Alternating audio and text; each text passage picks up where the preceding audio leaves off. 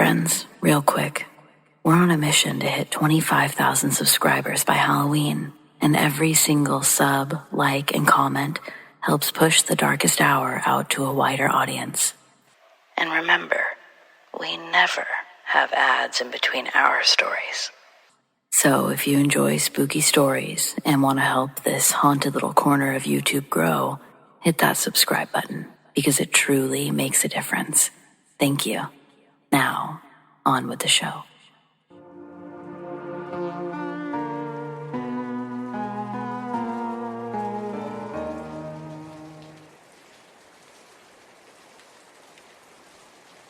Hello, everyone, and welcome to The Darkest Hour.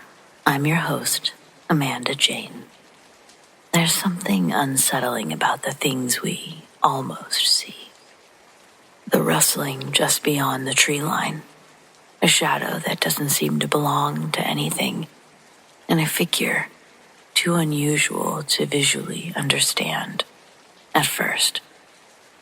In this episode, we're stepping into the world of cryptids, those strange, often mythical creatures said to live in the forgotten corners of our world. And while some call them legends, others swear they've seen them with their own eyes. Tonight, we'll hear stories of those who did a double take and never forgot what they saw.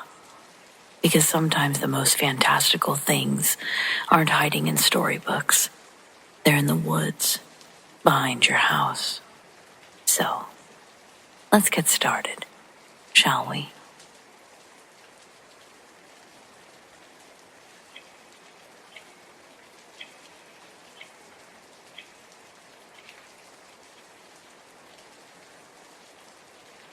I was in junior high when this happened. I had plans to hit a party with a couple of friends just to get together near our school.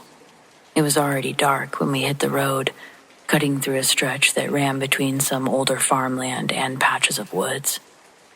Not much traffic, not much light. It was definitely a more forgotten road.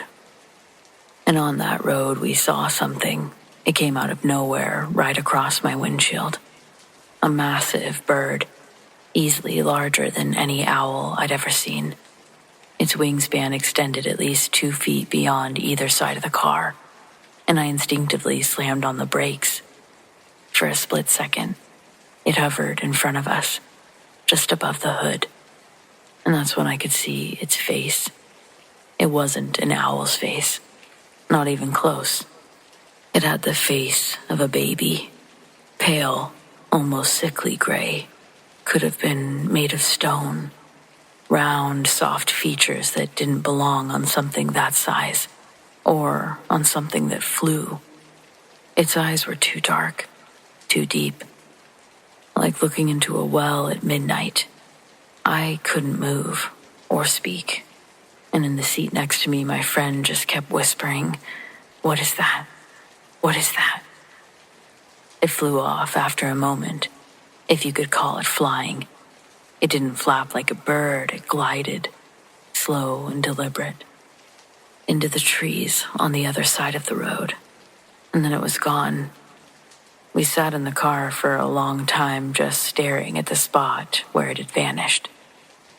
My friend was visibly shaken, white-knuckled, sweating, refusing to get out of the car once we got to the party. He'd never heard of anything like that, and he didn't want to. He asked me to take him home instead. I didn't sleep much that night or party.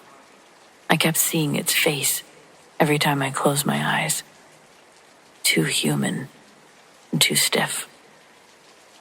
The next morning, I told my mom about it. I didn't even know what to call it, just described what I saw. I don't know what I was hoping she would do. I guess help me brush it off as a big owl. But instead, she looked at me in this strange, knowing way. She told me something I'll never forget. "I was up all night praying," she said. "I don't know why. I just had a really bad feeling, like something wasn't right." "Isa Lachuza." "What was that?" I asked her. "A brua, a witch, that takes the form of a massive owl to roam the night. Preys on the weak or the unlucky. Some say that it appears as a warning. Others say that it is the danger. My mom believed in it. And after that night, I guess I do too. I never saw it again, thankfully. But it certainly created a fear in night driving for me.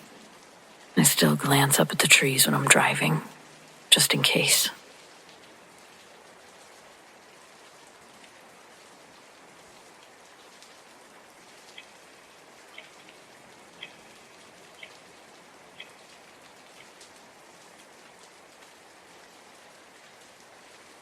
I was around 8 when this happened, so for a long time I chalked it up to an overactive imagination.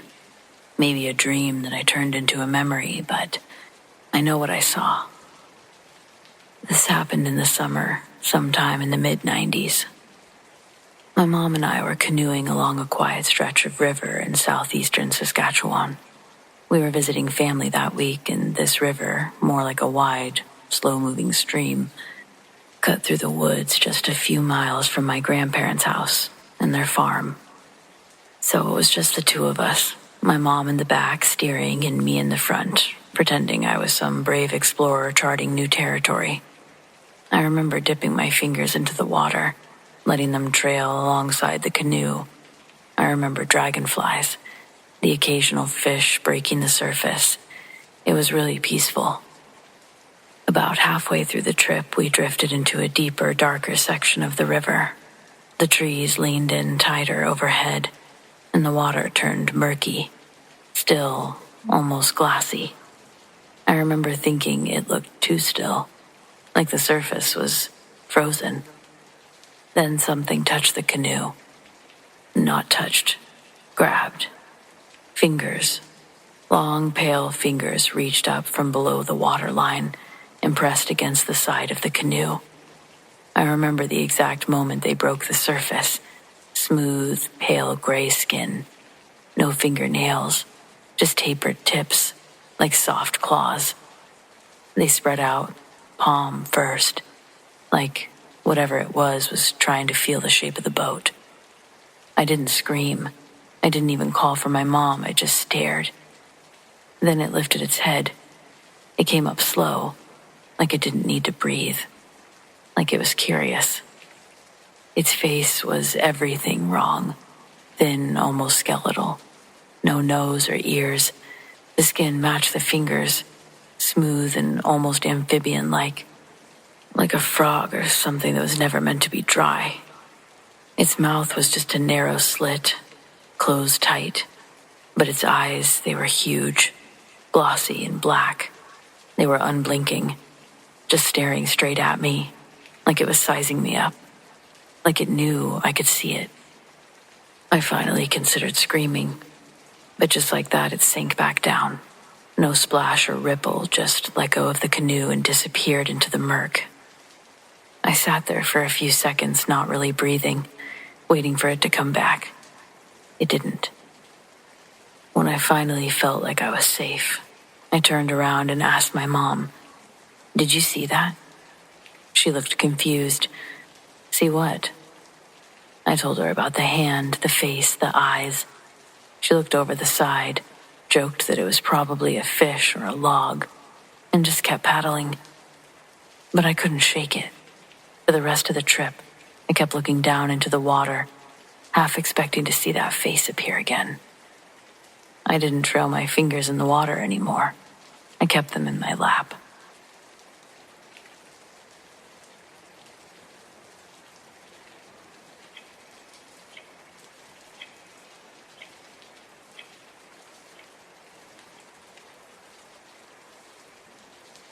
When I was around 14, early 2000s, my cousins and I spent the summer with our grandparents in western North Carolina.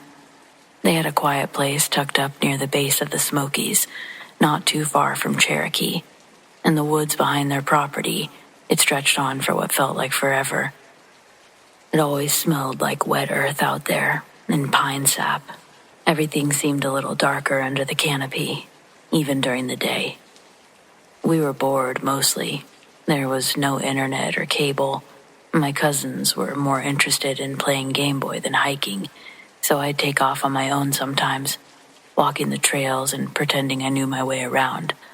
I like to think of myself as brave back then, but truthfully, I never went that far. Just enough to be alone and feel like I was discovering something. One of those days, I was about a mile out, standing at the edge of this small creek, when I felt that unmistakable sensation, like someone was watching me. I scanned the tree line, expecting to see my cousins. Instead, up in the trees, maybe 15 feet off the ground, crouched on a thick branch, was something watching me. It wasn't a squirrel or anything. It was bigger, maybe 3 feet tall, but hunched low. Its body was covered in reddish-brown hair, not thick and shaggy like a bear cub's, but finer, almost like an orangutan's. The limbs were long. Its fingers gripped the branch like it had done it 1,000 times before. Its eyes, I think, were the worst part. Dark, wide, intelligent.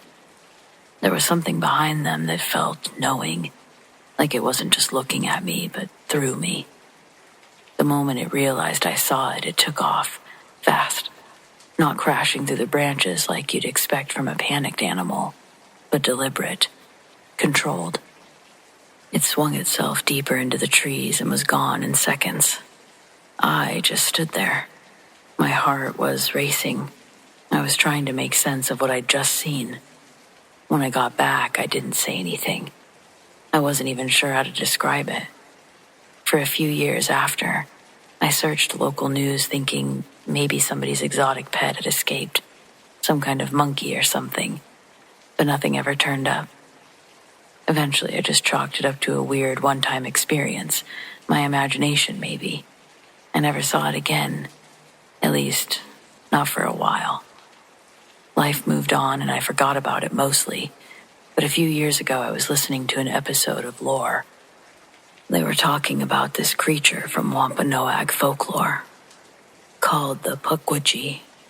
I was only half listening until they described it. Small, hairy humanoids, sometimes ape-like, known to throw stones, disappear into forests, and watch humans from the trees. I felt a chill run through me. I hadn't thought about that day in years, but hearing that name and description, it pulled something loose in my memory, and suddenly I was 14 again, standing by that creek, locking eyes with something I wasn't supposed to see. I tried to convince myself it was just coincidence, that folklore stories can be vague and match just about anything if you squint hard enough. But it didn't feel like a coincidence. And then a few months ago, I made the mistake of going back.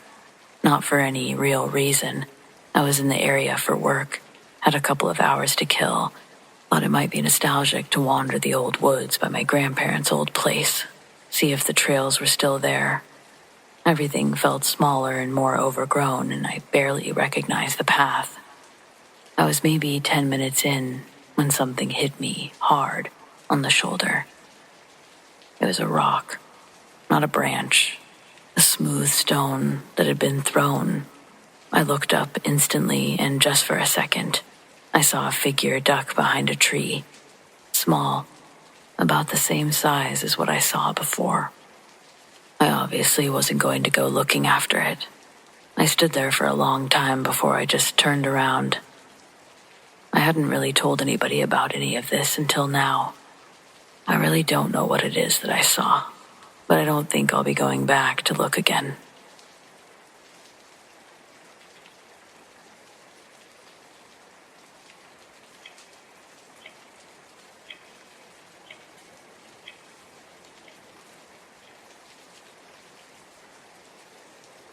This is a strange one, so bear with me. The first time it happened, I thought I was just tired. It was nearly midnight, and I was walking my dog Murphy, who insists on a third bathroom break before bed, like he's got a contract with nature. Our neighborhood is quiet. You hear the hum of streetlights and insects over traffic, that's for sure. It was one of those heavy, still nights, humid, no wind. The only real movement was the occasional flicker of a moth. We were coming up on the old Johnson place. They'd moved out maybe 6 months ago. Foreclosure, I think. House was still empty. Grass high enough to lose a toddler in. And right there at the edge of the yard stood their old black mailbox, leaning slightly. The little red flag broke off long ago. Then a giggle. Just a tiny one. Childlike. Like the start of a laugh before someone remembers they're supposed to be quiet. It came from the direction of the mailbox. Murphy froze, his ears perked. I figured maybe a kid was hiding in the bushes or someone left a Bluetooth speaker out.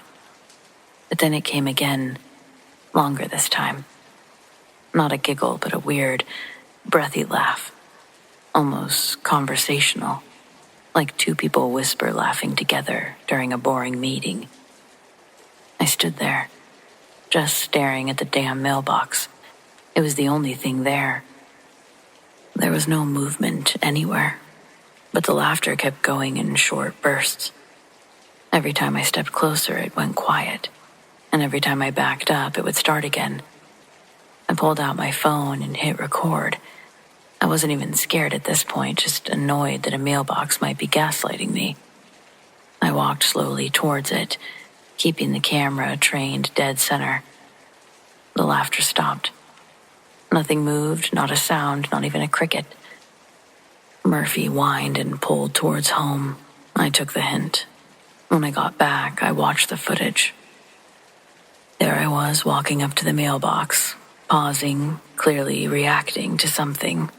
My face was a mix of curiosity and concern, but the audio, silent. Nothing. Not even ambient noise, just dead air.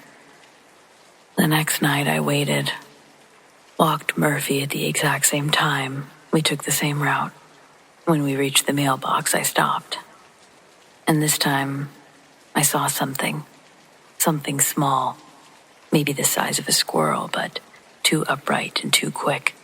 Slipped out of the open slot and darted across the grass. It moved like it had knees. I swear I saw tiny arms. It paused at the tree line and then zipped further away before I could even think of pulling my phone out. I stood there, stunned. It was too small to be a person, too smooth to be an animal. I couldn't explain it. And worse, I couldn't prove it. So I did what anyone else would do. I called my big sister. The next night she came over. I explained the whole thing. Giggles, shadows, squirrel-sized goblins. And I could tell she didn't quite buy it. Still, she humored me. We walked Murphy together, stopped in front of the mailbox. Nothing. I felt ridiculous. We waited a solid 10 minutes, walked in a circle, came back. No laughter, no movement. I think you need sleep, she said. Or iron. Frustrated, I gave up. She walked on ahead to the end of the block while I scooped after Murphy. A minute later, she came jogging back. Okay, I heard it, she said, winded. Right after I passed it. Like, right after. It laughed. We rushed back. She opened the mailbox. Empty. But she did look pale. You believe me now? She nodded slowly. Yeah, it was like someone laughing inside the mailbox. My sister says she won't go near the thing anymore. And honestly, I don't really blame her. Me, I'm a little more whimsical than her. And I'm a little less scared knowing that she heard it too. I've left little offerings, crackers, shiny things. They disappear sometimes. Other times they're just gone and replaced by nothing but that familiar, distant snickering. I still hear it sometimes. I still walk Murphy past it, always on the opposite side of the street now. Sometimes I see that little blur dart in and out. I've never caught it on camera, never seen it clearly in the light. But I know it's definitely real. The creepiest part, it doesn't feel evil, it just feels amused. Like it's in on some joke and everyone else is the punchline.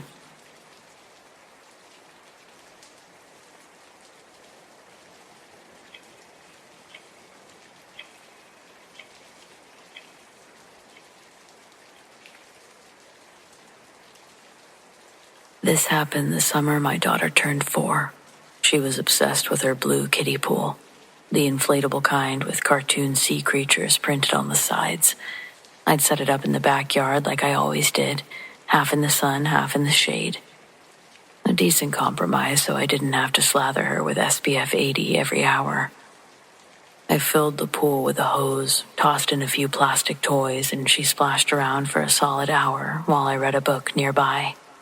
We went inside around lunch. She had a nap. The pool sat untouched for the rest of the day. And then around 6 p.m., I got a text from my neighbor, Janie. It said, "Hey, your kiddie pool is bubbling." I read it twice, confused. Bubbling? It wasn't plugged into anything. No jets or heater. There was no reason it should be doing anything other than sitting there being filled with stale hose water. So I went out to check, and sure enough, the pool was moving, rippling, almost violently, like something underneath was trying to get out. But there was no wind. The air was still. Even the wind chimes on the porch were quiet.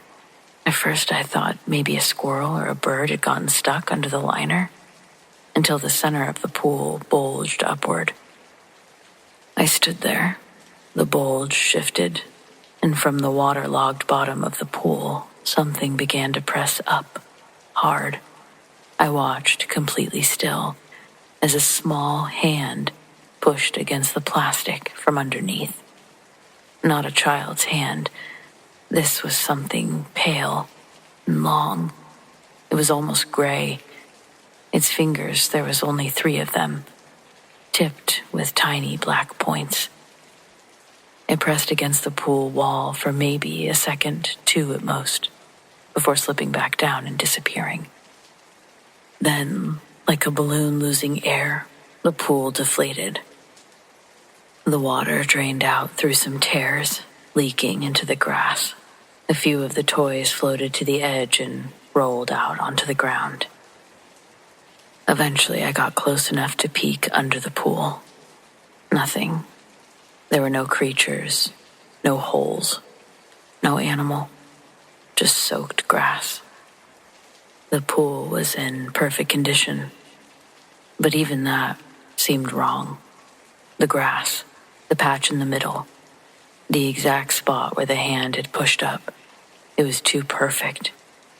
It wasn't flattened, just dry, as if the water had avoided it entirely. The soil beneath was cracked, like it hadn't seen moisture in months, even though I'd just dumped gallons of water onto it. I didn't say anything to Janie. What was I supposed to text back? "Yeah, thanks for the heads up. There's a demon living in my backyard now." Instead, I just tossed the pool into the trash bin, tried to forget about it, decided I'd get a new one. The yard, however, wouldn't let me forget about it. That circle of dead grass never went away. No matter how much I watered it, reseeded it, dug it up, replaced the soil, it stayed dead. A perfect pale ring, maybe 3 feet across. The weeds and the bugs won't even live there. It's just this strange, stubborn patch of nothing. We stopped using that part of the yard altogether. My daughter didn't even really like to play near it anymore, which, that's scary. She said it gave her a sad tummy, which, honestly, same. The few times that people have pointed it out to ask what happened, we just said we weren't sure, that it's always been like that. Eventually, I convinced myself that it was just one of those weird things, maybe a gas bubble from under the soil, maybe some bizarre water pressure situation that tore the pool and nothing more. But the hand, the fingers, those I can't explain.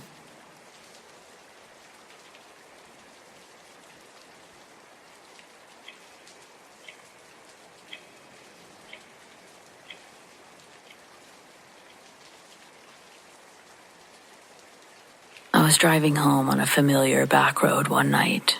A really dark night, this particular road especially. I don't remember what song was playing.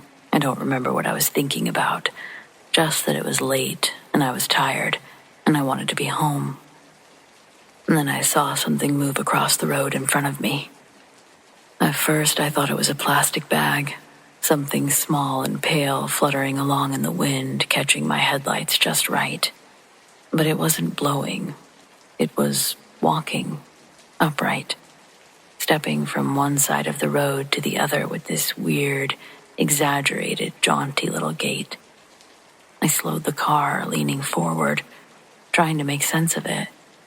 It was tiny, maybe a foot tall, if that, about the size of a Pringles can, though thinner and more delicate. Its entire body was stark white and vaguely translucent. I could see the faint shimmer of the asphalt through it, like it was made of silk or mist or something that didn't belong entirely in this world. Its legs, if that's what they were, tapered off into flowy, ribbon-like tendrils that trailed behind as they walked. There were no arms, no face, just this small, leggy figure, stepping with the exaggerated bounce of an old cartoon character.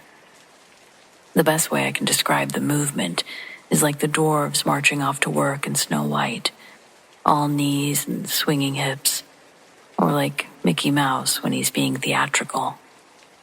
It wasn't threatening. Honestly, it was almost cute, but it didn't belong there, and I knew that immediately. My hands tightened on the steering wheel. I didn't stop, but I slowed almost to a crawl as I approached it. As I passed through the spot where it had been walking, it didn't scurry away or vanish into the woods. It didn't even seem to notice me. It just faded. My headlights passed through it. It was like driving through mist, but more structured, more there. And then it was gone. I was still halfway through the curve before I realized I'd been holding my breath. I immediately called my boyfriend, now my ex, and tried to describe what I'd seen. My voice was shaking, but not because I was scared. I wasn't scared. Not exactly. Just rattled in that way you are when the world suddenly cracks a little, and something slips through that doesn't make any sense. He listened patiently, and then he said, "That kind of sounds like a Fresno nightcrawler." I had never heard that name before. It sounded like something out of a campy sci-fi movie.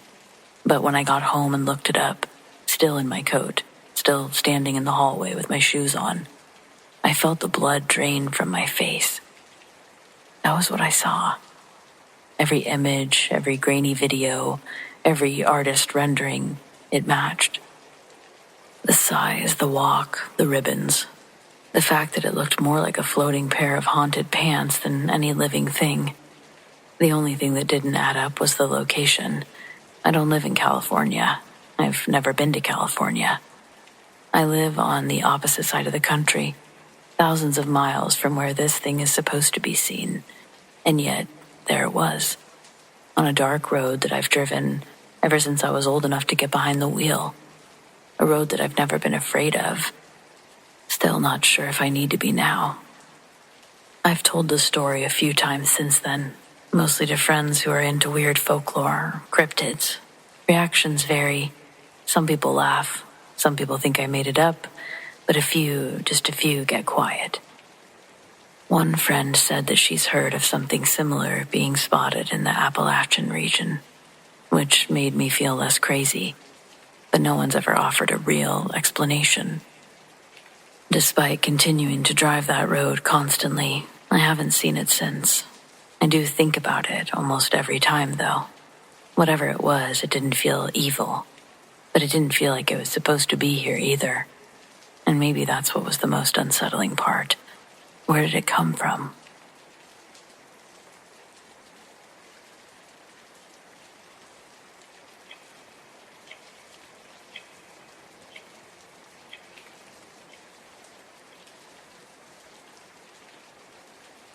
I was 17 when this happened. back when smartphones weren't really a thing, and before anyone worried too much about private property signs out in the middle of nowhere. We lived in a dead-end town in West Virginia that didn't have much for teenagers to do, so we pretty much just made trouble wherever we could. Bonfires in the woods, hanging out in abandoned houses, train tracks, quarries, whatever we could find to break up the boredom. That night, we decided to head out to an old field just past a fence line where a long stretch of private land started. No one ever saw the owner, just a faded metal sign that said no trespassing, violators will be shot, that kind of thing. We'd been out there a couple of times already and nothing had ever happened. It was just an open field that backed up into a patch of trees and a collapsed barn. The perfect place to drink warm beer and pretend we weren't freezing our asses off in late November. There were 4 of us that night. Me, Derek, CJ, and a girl named Mallory, who I had a thing for quite a while. Never really said anything about it, though. I remember she was wearing one of those big flannel jackets, had a pack of grape-flavored Swishers tucked in her boot. That's how vivid some parts of the night still are. But the rest is like looking through a dirty window. You can make out the shapes, but the details are wrong or missing. We got out there just before sundown. I remember how pink the sky looked over the trees, like it had been smudged with charcoal and rust. We climbed that fence like we always did, walked down a gravel path, and spread out in the grass near the tree line.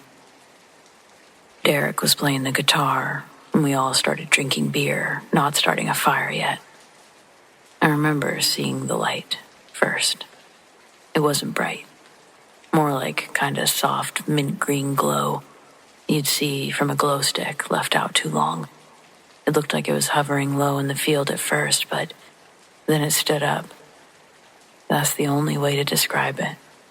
Like something that had been crouched and suddenly straightened itself. Tall, thin, glowing just enough to catch your eye, but not enough to light anything else around it.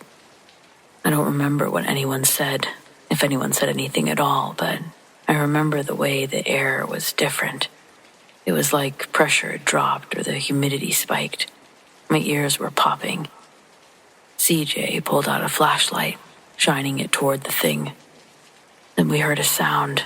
It wasn't loud, but it was heavy in the head, a sort of high-pitched humming, not like a machine or a speaker, but more like a whine that came from inside your skull.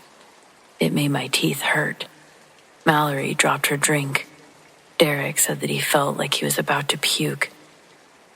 The flashlight flickered, not a normal one, like it was glitching. That's where my memory goes dark. We weren't running or screaming. It cuts.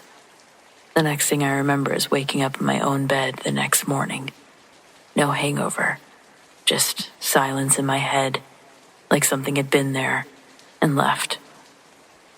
I thought maybe I'd just gone home early, that I chickened out or fell asleep in the truck or something. But when I looked at my hands, the pads of my fingers were raw and pink, like mild burns. It was sensitive. I tried to brush it off, thinking maybe I grabbed something hot by mistake, but it stuck with me. CJ didn't come to school that day, or the day after. When I finally did talk to him, he said he didn't remember anything either. Said he woke up in his living room, curled up next to the front door.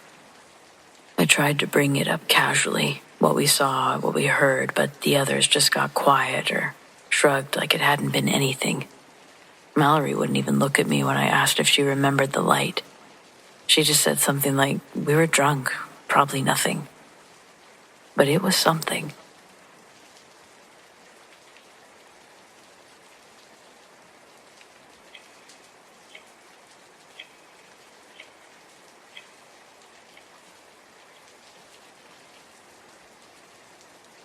I never really gave much thought to Bigfoot, Sasquatch, or any of those kinds of things.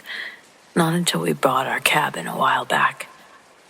Modest place, older construction, sits at the far edge of our property line where the tree line thickens and doesn't stop. The entire back of the land is bordered by Olympic National Park, not the part where the welcome signs and parking lot maps live. I mean the deep part, the unmaintained part, miles and miles of wilderness that's almost completely untouched. There aren't even trails through this particular part. No reason for anyone to go out there unless they're a hardcore backpacker or trying to get lost on purpose. When we first bought the place, I didn't think entirely about what that meant. I just saw quiet woods and privacy. No neighbors, no traffic. It seemed perfect. But almost immediately after moving in, I started noticing things. Little things at first. The forest around here is dense, like can't see more than 10 feet ahead dense. If you're not on a clear path, you're wading through ferns taller than your waist and brush that pulls at your arms. It's really beautiful, but it does feel like it's swallowing you. And more than once while walking my dog near the property line, I got the strong sense that something was there. I'd stop and listen, try to hear movement, but nothing. Not a bird or a branch. Just this low, pressing quiet. Made me want to turn around and head back inside. It's wise to keep your head on a swivel. There are mountain lions to worry about after all. But then there were the knocks. I didn't know what they were at first. They were just these loud, sharp cracks, like someone smacking a bat against a tree. I assumed at first it was distant construction, maybe some kind of animal fighting, but they would come at odd times. Midnight, 3 a.m., once at dawn.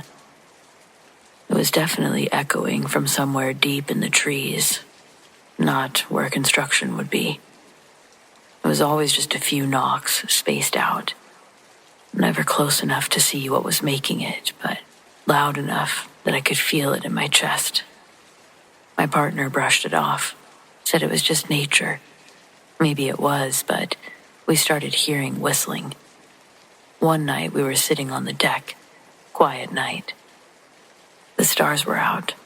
There wasn't even any wind, and there was this long, rising whistle floating out from the trees. High-pitched, almost human, but not quite. It stopped both of us mid-conversation. "What the hell was that?" she asked.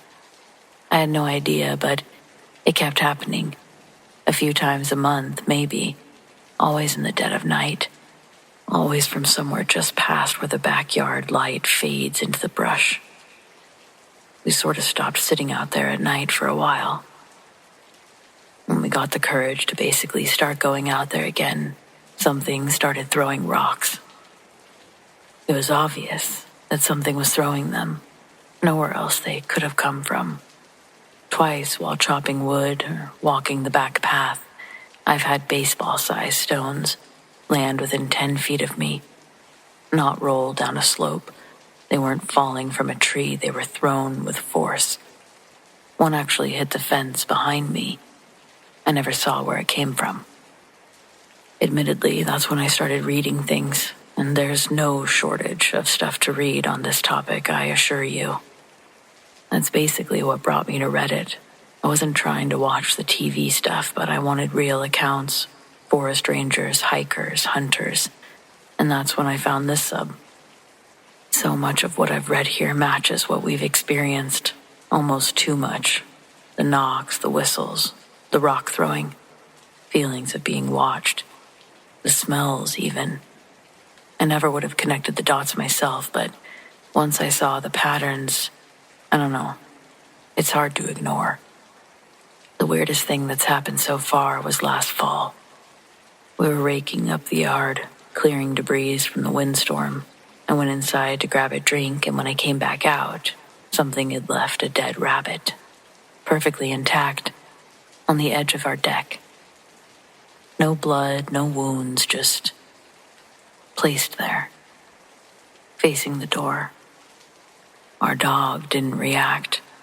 That's what really freaked me out. He didn't bark or growl, he just stood there, tail tucked, and refused to go near it. We burned the body and saged the property that night. I'm not superstitious, but it felt like the right thing to do. Obviously, I haven't gone around talking to the town about it. I don't want to be that guy. But I can't really pretend that something isn't going on. Whatever it is, it's out there. It seems smart. It always felt like it didn't want to be seen, but wanted us to know it was there.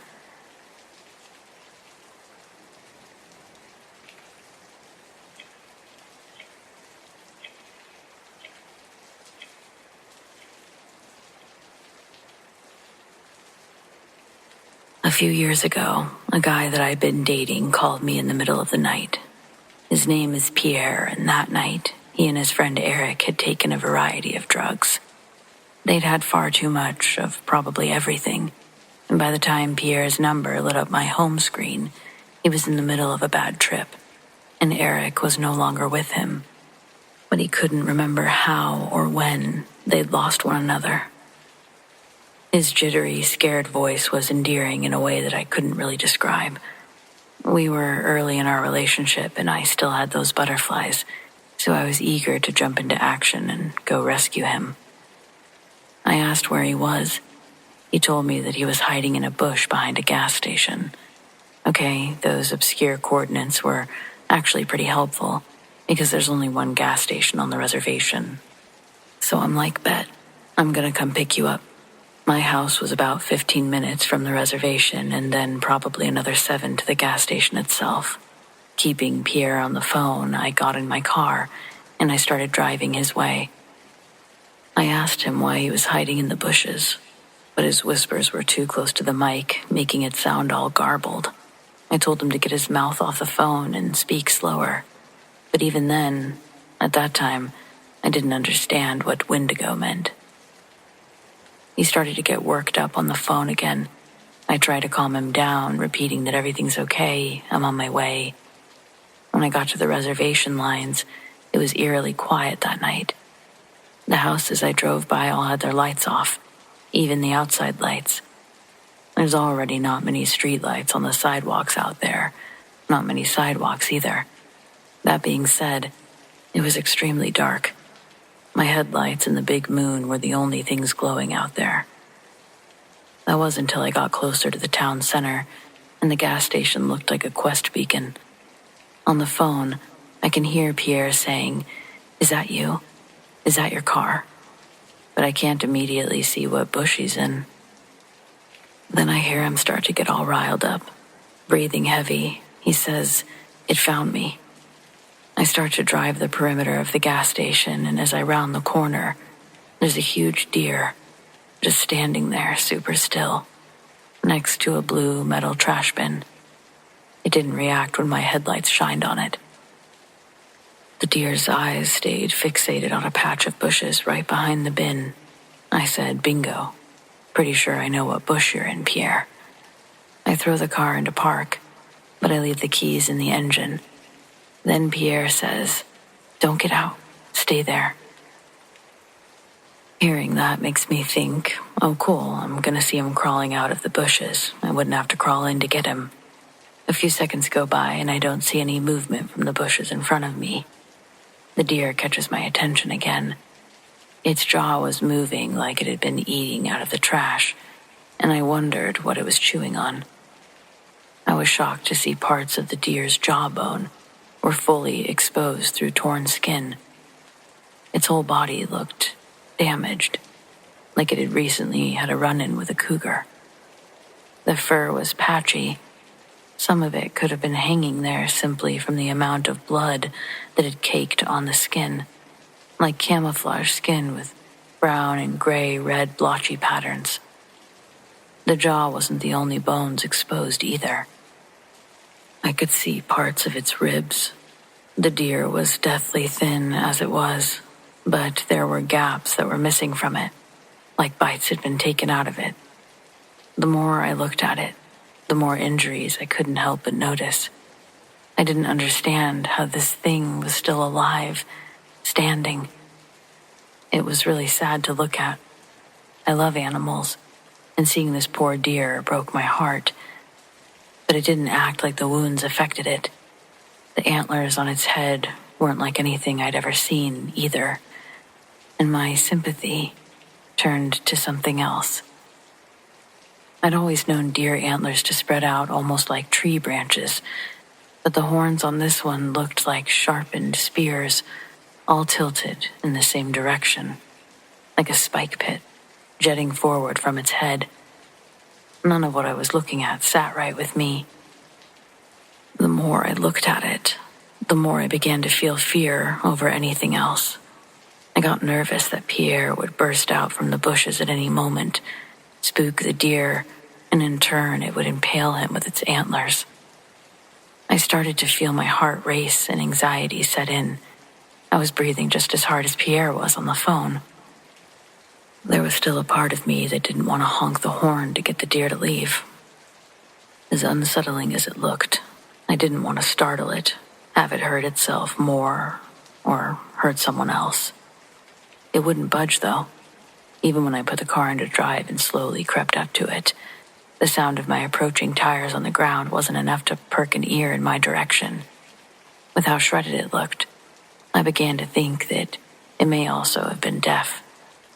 Only way to find out was to honk. I pressed my hand to the center of my steering wheel and slowly begin to apply pressure until I hear the horn squeak.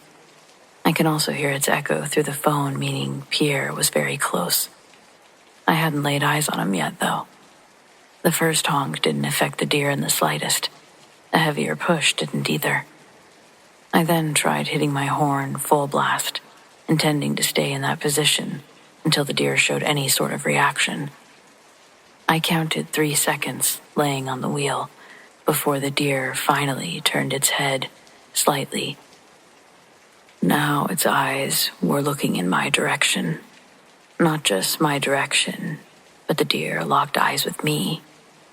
There's an unnecessary detail I usually choose to admit in this story, because just the deer itself was overall terrifying. Not one part of it looked soft or petable, but the eye that it was staring back at me with, it looked almost human. I don't know. There was a lot of white area around the BB-sized black pupil, looking right at me, like eyes behind a mask. Though what I was staring at clearly wasn't a mask, I honked again, and its head tilted a little further my way. There was a bend in its neck, like the bones underneath were broken, and its head shifted with a sickening bobble and grinding sound as it turned towards me. The deer had all of the features of late decomposition, and I had an abrupt realization that the thing standing in front of my car wasn't what I thought it was. Its body and hooves stayed pointed toward the bushes, but its head had turned almost 90 degrees to face me head-on. Here's another unnecessary detail. I'm not religious. I've never felt the warmth of Jesus. And up until that night, I'd logically say that I've never felt the warmth of the latter. But looking at that deer, the way that it made me feel, I believed without a doubt a voice in my head told me, hey, that feeling's because I'm in the presence of something pure evil. Literally an indescribable, once-in-a-lifetime sensation, like seeing a UFO or discovering that the tooth fairy's real or something. But instead of a childlike excitement, I felt a childlike sense of horror. Small, helpless, unable to comprehend what was going on, like my vocabulary didn't have the words for what I was looking at. My mind was emptied of any ideas of what to do next besides tremble. But then Pierre surfaced from the bushes at a full tilt sprint. He wasn't sprinting towards my car, but a quick glance in my direction let me know that he at least saw me there. With its head still twisted towards me, the deer's body takes off in the opposite direction, in pursuit of Pierre. Its head was still pointing at me when it turned the corner. I tell myself I need to put the car into drive, and I search for the gear shift like I was driving the family minivan. Truly disoriented, I couldn't figure out where it was. My inside voice was screaming too loudly for me to make thoughts. Building ideas was like a house of cards I kept knocking down, interrupting myself with that inside voice screaming, "Oh my God, that evil thing looked at me. How do I get this out of park? Oh my God, that evil thing looked at me. I need to get out of here." And then boom.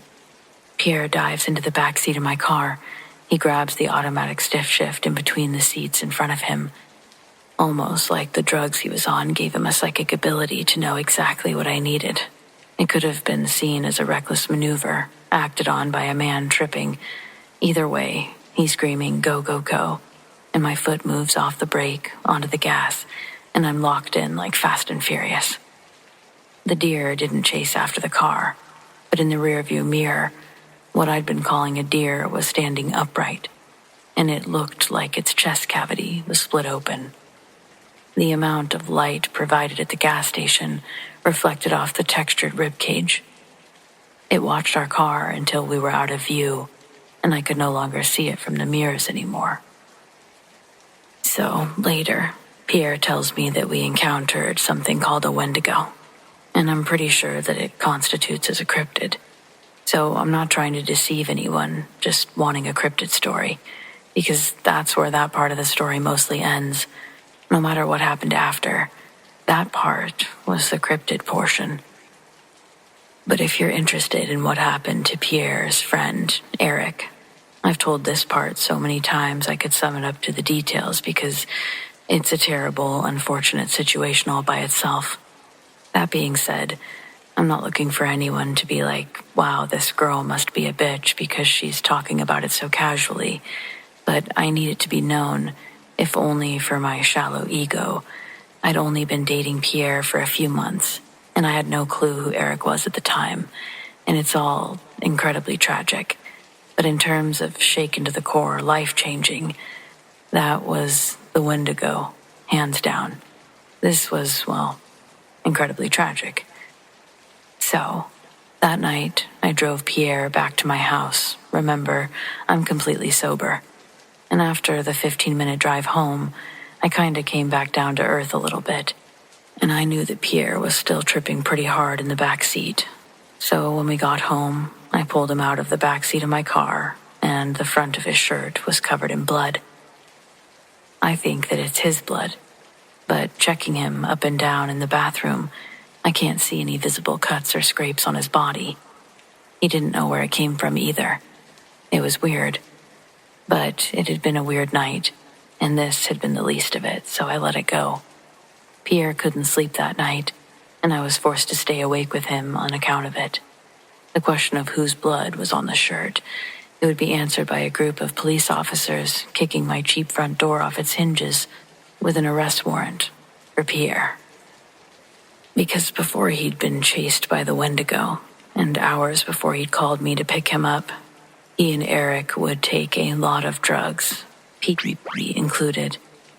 Well, on account of all that, Pierre stabbed his friend upward of 75 times, maybe, with one of those wine bottle corkscrew things. He didn't even remember doing it, but literally still had the murder weapon stuffed into his pocket of his jeans.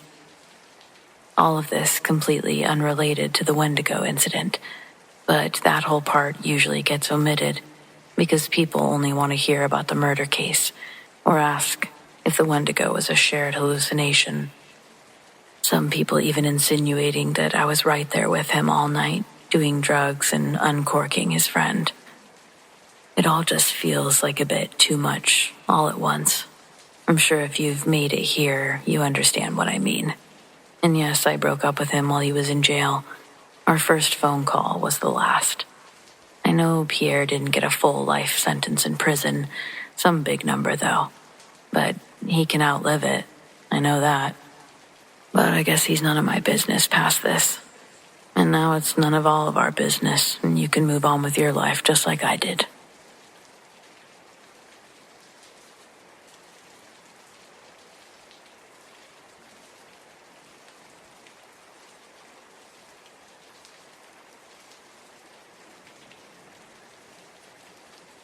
Well, friends, it appears we've reached the end of tonight's episode. Thanks for joining me. Whether it's your first time or you're a regular, your support means the world over here. We've got brand new episodes every Friday. Keep those eyes open for those deep sleep videos. And of course, subscribe, tap the bell, and you'll never miss a thing. Special thanks to the Darkest Hour channel members, Lori TESDAHL, Sarah Marie, Robert Bailey, T. COLTDADDY Eagle, Mallory Dominguez, KARI Watkins, PILAR TREDEN WIXSON, Larry Hill, RIPLEY, JOJO STARCHER, Mary Patrick, Debbie LAFRENIERE, Julie Bourdelais, Jennifer BECK, MARINA LACHNER, Make Hamilton Home, Evan Pratt, Mary Hineline, Katharine Yes.ImtherealKatie Isabelle, Leon Shark, Danielle Hecht, Veronica Mckiernan, Keziah Pietersen, Amber Baker, Khris Lauzon, Kara Geos, Marvin Allen, Forgotten Ruins TV, Raven Wolf, Carlos, Stacia Gillette, Nate Black, Jill Harper, Kathy Balkenbush, and Cosmic Chick. Big thanks to those who shared their stories, and a huge shout out to all of our patrons: Tracy S., Mary H., Tanya F., Tamara K., Monica L., Zoe Watt, Shelley B., Donald C., Marion T., Rat Girl, Alicia S., Aaron G., Nikki H., Mr. Revenant, Naz K., Brendan G., Paul T., Nicholas C., Tony P., Lizanne, Arlene F., Adrian, T.F. Parham, Jason G., Lori T., and Bobo Jenkins. If you want to support The Darkest Hour in other ways, consider joining our Patreon or becoming a channel member. Check out the link in the description or visit patreon.com/thedarkesthour. Do you have stories like these? I'd love to share them. Send them to me, Amanda, darkesthour@gmail.com, or on the Darkest Hour subreddit, The Darkest Hour YT. Stay spooky.